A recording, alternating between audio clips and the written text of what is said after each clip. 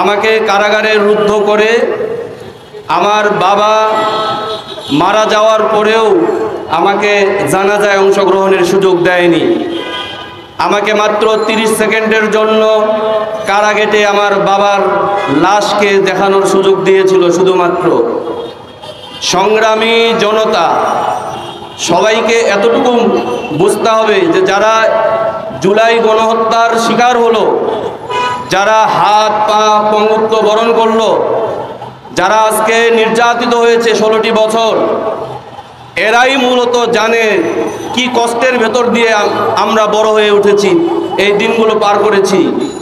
আজকে রাজনীতির নামে, ভোটের রাজনীতির কারণে বিএনপি বলেন, জামাত বলেন, ভোটের প্রয়োজনে আজকে আওয়ামী লীগকে পুনর্বাসনের চেষ্টা চলছে। বাংলাদেশের সাধারণ জনগণ, ছাত্র জনতা এই আওয়ামী ফ্যাসিস্টকে মানবে না, মানবে না, মানবে না। তাদেরকে বাংলাদেশে অবশ্যই নিষিদ্ধ করতে হবে, তাদেরকে অবশ্যই এই গণহত্যার বিচারের মুখোমুখি করতে হবে।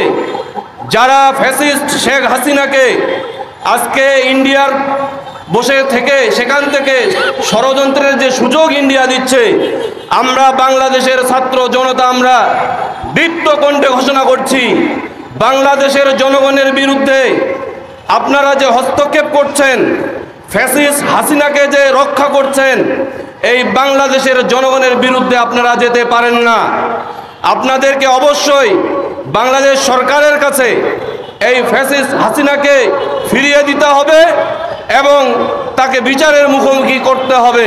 যারা জুলাই অগাস্টের গণহত্যার বিপরীতে যাবে, যারা এই জুলাই অগাস্টের গণহত্যাকে যারা অস্বীকার করবে, যারা এই ফ্যাসিস্ট হাসিনাকে মেনে নিবে, যারা এই ফ্যাসিস্ট হাসিনাকে পুনর্বাসনের চেষ্টা করবে, তাদেরকে বাংলাদেশের জনগণ, ছাত্র জনতা সবাই অস্বীকার করবে এবং এদের রাজনীতি, যারা আজকে হাসিনার দোসর হিসেবে কাজ করবে, এদের রাজনীতি বাংলাদেশের মাটিতে বাংলাদেশের জনগণ মেনে নিতে পারে না, পারে না এবং পারে না। আপনারা এখানে যারা আছেন এবং যারা